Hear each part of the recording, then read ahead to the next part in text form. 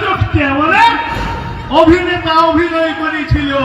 এই অভিনয়ের যোগ্য যুবক আপনারা দিয়ে দিয়েছেন। ঝাড়গ্রাম থেকে পালাইলো বিনপুরে, বিনপুরে যাইও আমাদের রেহাই দিল না এই শশধর বাবুরা। খেদড়ায় খেদড়ায় হারাইছে, হারাইছে না, হারাইছে না। আর দুলাল মুর্মু বলছে বোম্বে রোডে কুটাম করিব, দেখতে পাচ্ছেন ওটা? শুকরি লেখান দাল করিব বলছে, শুকরি লেখান মানে শুয়োরকে মোড়াইতে গেলে ছেঁচে ছেঁচে চামড়াটাকে হালকা করে মোড়ায় ওরা। বলছে শুয়োরের মতো পিটিব কুর্মীদেরকে, কুর্মীর রক্তে সিনান করিব। ও সুবর্ণ রেখা দিকে সিনাচ্ছিল কি জানি নেই, চলে গেছে না আছে কি আর কেউ থাকবে নাই। এই কুর্মী হচ্ছে জঙ্গল মহলের তিন ব্যাপার। রাজা তৈরি করতে পারে আর রাজাকে ভিখারি বানাইতে পারে এই কুর্মী, ভিখারি বানাইতে পারে কুর্মী। তাই আমরা বলছি আমাদেরকে কথা দিয়েছেন অমিত শাহ। কি কথা দিয়েছেন? যে ভাষাটাকে অষ্টম তফসিলি করিব। বর্ষা ঢুকে গেছে, একদমে জল পড়ছে না, পড়ছে না। বাদল অধিবেশনে করতে হবে, কারণ এই আবেগে আপনাকে এইখানে ক্ষমতায় এনেছে। আমাদের এই জঙ্গল মহলে ভজ্য করে দিয়েছি তৃণমূলকে, সেই জন্যই করতে হবে অমিত শাহকে। আর শুভেন্দু বাবুকে বলিব, আপনাকে মুখ্যমন্ত্রী করা হয়েছে কিসের জন্য? যে মমতা ব্যানার্জি কমেন্ডার জাস্টিফিকেশন আটকায় রেখেছিল, আপনাকে এই অধিবেশনে ওইটা ঠিক করে পাঠাইতে হবে। ও ভুল করেছিল মমতা ব্যানার্জি।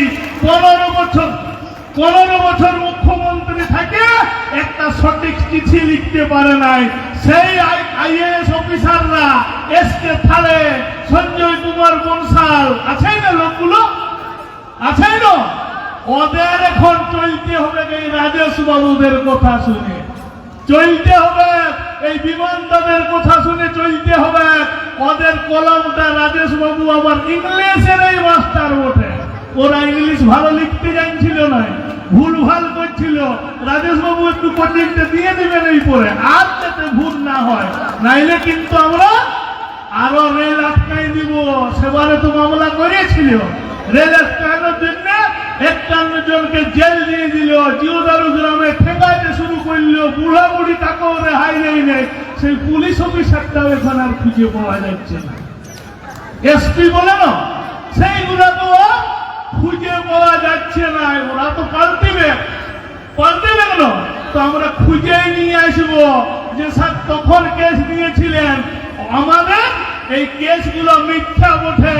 এই মামলাগুলোকে তুলে নিতে হবে, তুলে নিতে হবে। আমাদের বেকারছাগুলো কি দোষ করেছিল যে ডেলি কোর্টে যাই যেতে হবে? কেন যাবে? সরকার পাল্টেছে, আমাদের রাজ মুক্তি দিতে হবে। একটা লোক তো আর মামলার মধ্যে রাখা চলবে নাই, ডিজির সাথে আলোচনা করতে হবে। শুভেন্দু বাবুর বক্তব্য আমি শুনছিলাম যে ডিজিদের সাথে এসপিদের সাথে আলোচনা করে এই মামলাগুলো প্রত্যাহার করতে হবে। রাজেশ বাবুর মুখ থেকে আমি সেটাই শোনার জন্য এখনো বসে আছি যে রাজেশ বাবু যখন বক্তব্য দিবেন, আমি চাইব যে এই এসপি 3 জনের সাথে এই মিথ্যা মামলা, এগুলো তো পুরোটাই মিথ্যা বটে, সেটা তো প্রমাণিত।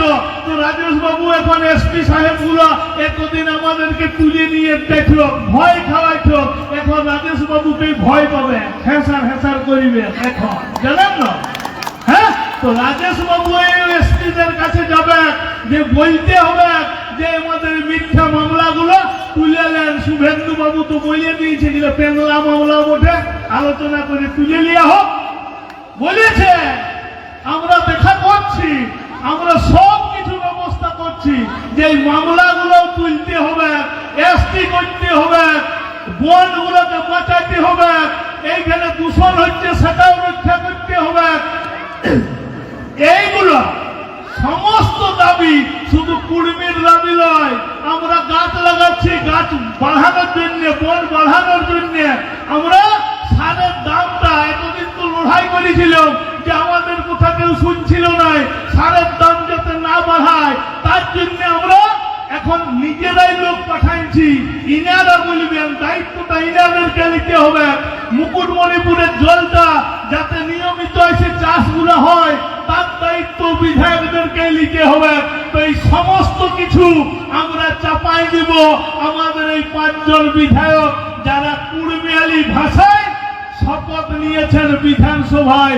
আমরা চাইব এই কুড়মিয়ালি ভাষার যে সম্মানটা আপনারা দিয়েছেন সেই সম্মানটা যাতে অটুট থাকে এবং কুড়মি তার হিত গৌরব ফিরে পায়, এসটি পুনরায় হয়, তার জন্য আপনারা লড়াই করুন।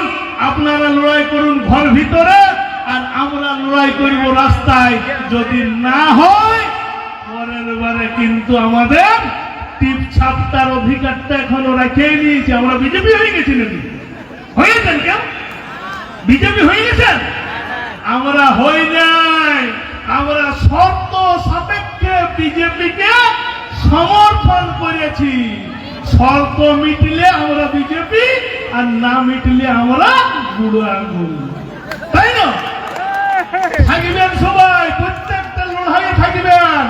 এখনো ভুলে যাবেন না, লড়াই থেকে যদি পালাই এসেছেন আর কিছুই হবে না। এমএলএরাও ভুলে যাবে, ওই ঘরটা তোমার ঠান্ডা ঘর ওঠে, আর গঙ্গার ওই দিকে আরো বেশি ঠান্ডা ওঠে। আমাদের মতো এত গরম নাই, বুঝলেন না?